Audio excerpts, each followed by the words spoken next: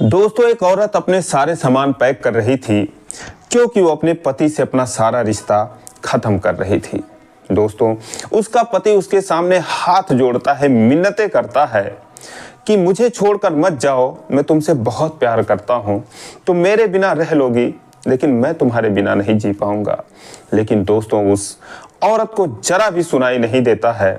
वो बार बार उसका हाथ पकड़ लेता है लेकिन उसका हाथ ऐसे झिटक देती है कि जैसे कोई गैर हो। दोस्तों, उस औरत के पीछे पीछे दो छोटे छोटे बच्चे भी चल रहे थे। वो खुशी खुशी चल रहे थे क्योंकि उनको कहीं जाने का मौका मिल रहा था, लेकिन उनको ये नहीं पता था कि शायद उनके पिता के साथ उनका ये आखिरी दिन है। दोस्तों, पति अपने पत्नी से कहता है कि दोनों बच्चों को साथ ले जा रही हो, कम से कम एक को तो छोड़ जाओ, मेरे जीने का कोई तो सहारा रहे।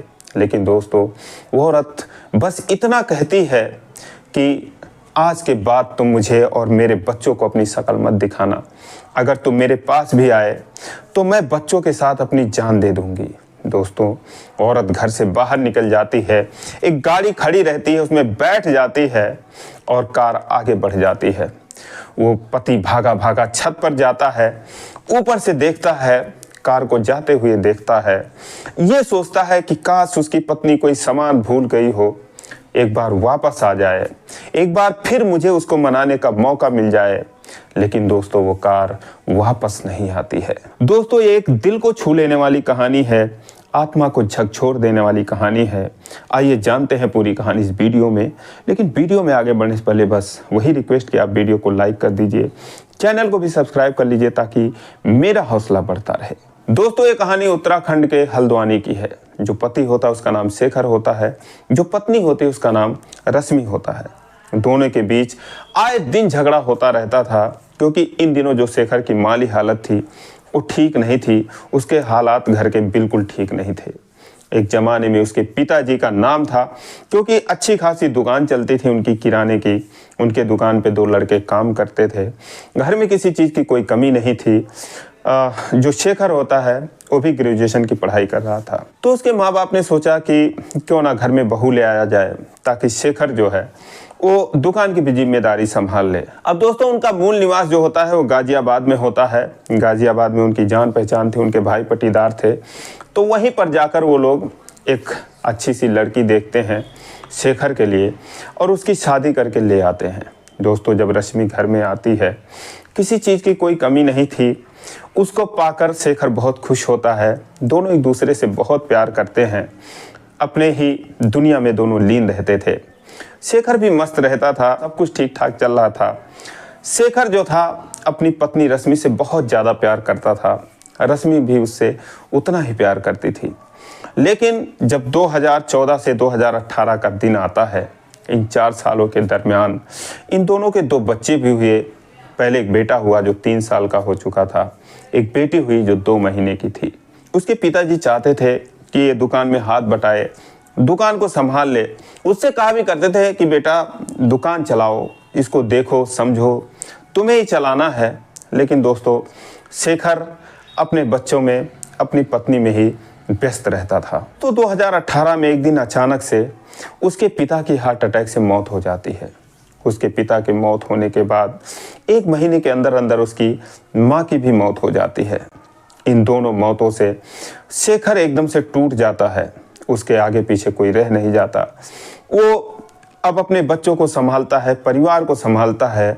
लेकिन दोस्तों, अचानक से इन 2 मौतों की वजह से जो परेशानियां थीं वो शुरू हो चुकी थी। शेखर दुकान जाने लगा, वहाँ पर बैठने लगा, लेकिन जो 2 लड़के थे काम कर रहे थे, दोस्तों दोनों बेईमान निकले, चोरी चकारी करने लगे।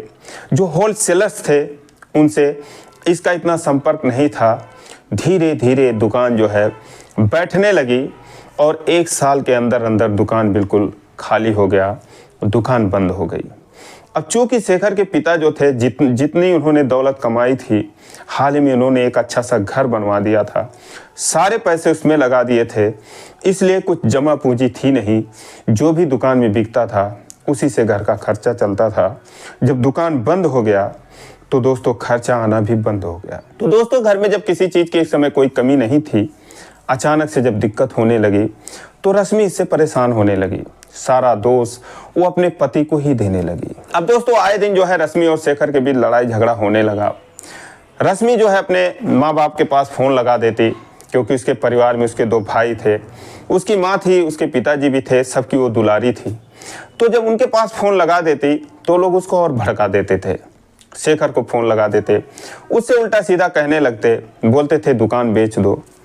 तो दोस्तों उसने मना कर दिया, बोला मैं दुकान बेच के क्या करूँगा, कितना दिन खाऊँगा।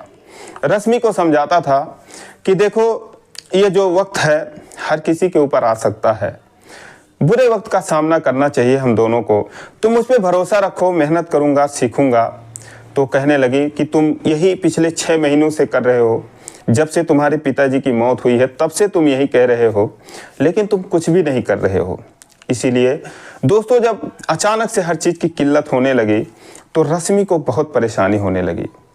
दोस्तों अपने माँ के पास फ़ोन लगा देती, अपने भाइयों के पास फ़ोन लगा देती। दोस्तों एक दिन रश्मि और शेखर का झगड़ा इतना बढ़ गया कि रश्मि ने उससे कहा कि तुम मुझे तलाक दे दो, मैं तुम्हारे साथ नहीं रह सकती। शेखर ने कहा क्या बात कर रही हो तुम, थोड़े से दुख के लिए तुम तलाक मांगने को तैयार हो गई, ये नहीं सोच रही हो कि बच्चों का क्या होगा, कहाँ जाओगी तुम तलाक लेकर। तो उसने कहा कि अपनी मम्मी के घर जाऊंगी, तुम्हारे लिए मर थोड़ी जाऊंगी, मेरी मम्मी है, मेरे भाई हैं, मेरे पिताजी हैं। तो शेखर करे तो क्या करे, रश्मि ने जब अपना मन ही बना लिया कि उस घर में नहीं रहना, उसके साथ नहीं रहना, कितना समझाता। एक दिन उसने फ़ोन किया, एक लड़का जो है गाड़ी लेकर आया, उस गाड़ी में उसकी मम्मी भी बैठी थी, वो दोनों बाहर ही रुके, फ़ोन पर बात हो गई थी। उससे उनके आने से पहले ये अपना सामान वगैरह पैक कर रही थी। जब शेखर उसको मना रहा था, रोक रहा था, लेकिन दोस्तों वो नहीं रुकी, वो वहाँ से चली गई। उसके जाने के बाद शेखर एकदम टूट गया, किसी से मिलना जुलना नहीं, कभी कभार दुकान पे आके बैठ जाता था, कोई उससे बोलने चालने वाला नहीं। घर पे उसको अपने बच्चों की याद आती थी, अपने पत्नी को बहुत प्यार करता था। रश्मि उसकी सब कुछ थी, उसके बिना उसका एक दिन भी मन नहीं लगता था। दोस्तों अब वो उसे छोड़कर जा चुकी थी। 6 महीने बीत गए, 1 साल बीत गया, उसकी ना तो रश्मि से कोई बात हुई, ना उसने बच्चों की कोई आवाज़ सुनी। दोस्तों अपने फ़ोन में वही उनके फ़ोटो देखता रहता था पुराने, उनको याद करता रहता था। एक दिन एक लड़का आता है उस दुकान पर, शेखर की दुकान जो बंद थी, देखा दुकान बंद है तो वो हैरान रह गया, बगल वाले से पूछने लगा कि आज बाबूजी ने दुकान बंद कर रखा है। तो बगल वाले ने कहा मनोज तुझे नहीं पता, सेठ जी जो है उनकी मौत हो गई, उनके पत्नी की भी मौत हो गई, उनकी बहू भाग गई, जो उनका बेटा शेखर था काफ़ी स्टाइल में चलता था, पागल जैसा बना रहता है। दोस्तों जब ये बात मनोज ने सुना तो उसकी आंखों में आंसू आ गए।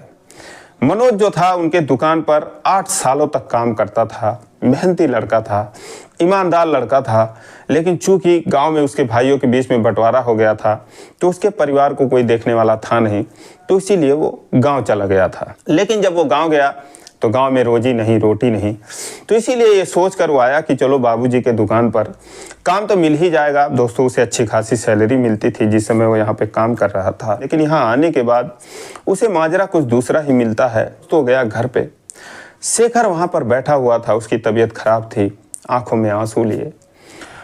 उसने मनोज को देखा, फूट फूट कर रोने लगता है। दोस्तों मनोज है उसके पास जाता है, बोलता है शेखर भैया क्या हालत बना रखी है आपने।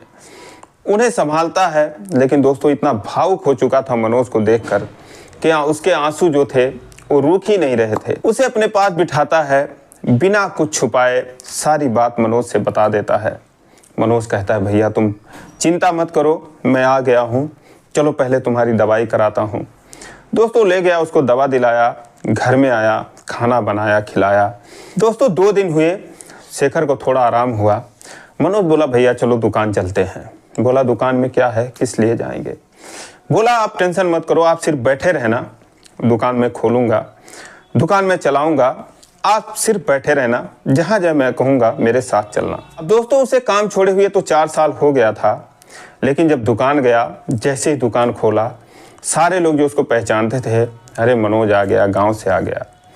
दोस्तों होलसेलर्स के पास गया जिनसे सामान आता था, तो सारे लोग तो उसको जानते थे, लेकिन चूंकि पहले सेठ जी थे, शेखर के पिताजी थे, अब तो कोई था नहीं, लेकिन फिर भी उन्होंने मनोज के नाम पर, उसके क्रेडिट के आधार पर, और चूंकि शेखर भी खड़ा था कि चलो हाँ उनका लड़का तो है। दोस्तों ऐसे में कुछ लोगों ने उसे सामान दे दिए बेचने के लिए।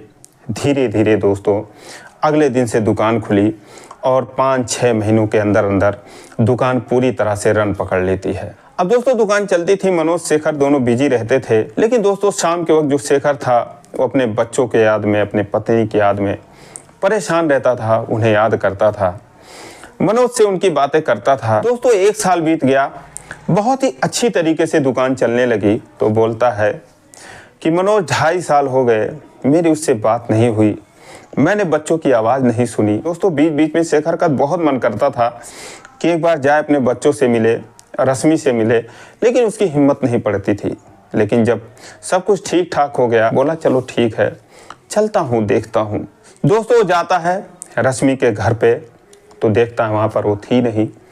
किसी से पूछता है तो पता चला वो एक किराए के मकान में रहती है। दोस्तों उस पते पर गया तो उसकी हालत शेखर के भी हालत से बदतर थी।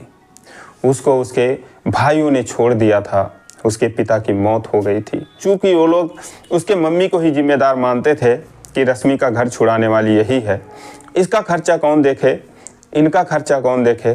तो माँ बेटी को उन लोगों ने घर से बाहर निकाल दिया था। अब जिस स्कूल में रश्मि के बच्चे पढ़ रहे थे, उसी स्कूल में वो पढ़ा कर अपना गुजारा कर रही थी। दोस्तों जब वो घर पे बैठी थी, कमरे पे बैठी थी, शेखर गया, उसके सामने खड़ा हुआ, उसकी नज़र उस पर पड़ी, उसको एक टक निहारने लगी। ऐसे लग रहा था कि जैसे वो सदियों से शेखर का इंतज़ार कर रही थी। शेखर ने कहा कैसी हो तुम। दोस्तों रश्मि उठ गई, रोने लगी, उसका पैर छू लिया। उसके बाद उसने उसे उठाया, उसके सीने पे अपना सर रख के रोने लगी। दोस्तों कहने लगी कि आप पहले क्यों नहीं आए। दोस्तों शेखर ने कहा तुमने ही तो मना कर रखा था, मैं कैसे आता। उसने बोला क्या बच्चों की याद नहीं आ रही थी। तो शेखर ने कहा कि मैं ही जानता हूँ मैंने कैसे काटे हैं ये 2.5 साल तुम्हारे बिना, बच्चों के बिना, लेकिन ये क्या हुआ, कैसी हालत बना रखी हो तुम। तो रश्मि ने कहा कि भाइयों ने मुझे छोड़ दिया पिताजी की मौत के बाद, माँ को जिम्मेदार मानते रहे हमारे तुम्हारे झगड़े के बीच में, उन लोगों ने खर्चा पानी देना बंद कर दिया, मुझसे देखा नहीं जा रहा था, मम्मी को लेकर चली आई। दोस्तों शेखर ने रश्मि से कहा जब इतनी परेशानी थी तो तुम घर क्यों नहीं आई, मेरे पास क्यों नहीं आई। दोस्तों रश्मि कहने लगी कैसे आती, क्या मुंह लगा के आती, आने का बहुत मन कर रहा था, लेकिन काश एक बार आप भूल से भी आ गए होते तो मैं खुशी खुशी चलती। तो बोला ठीक है, तुम्हें लिवाने ही आया हूँ, चलो हमारे साथ चलो। दोस्तों इतने में बच्चे आ जाते हैं। बड़ा बेटा उसका 9 साल का हो चुका था, थोड़ा थोड़ा उसे पहचानता था।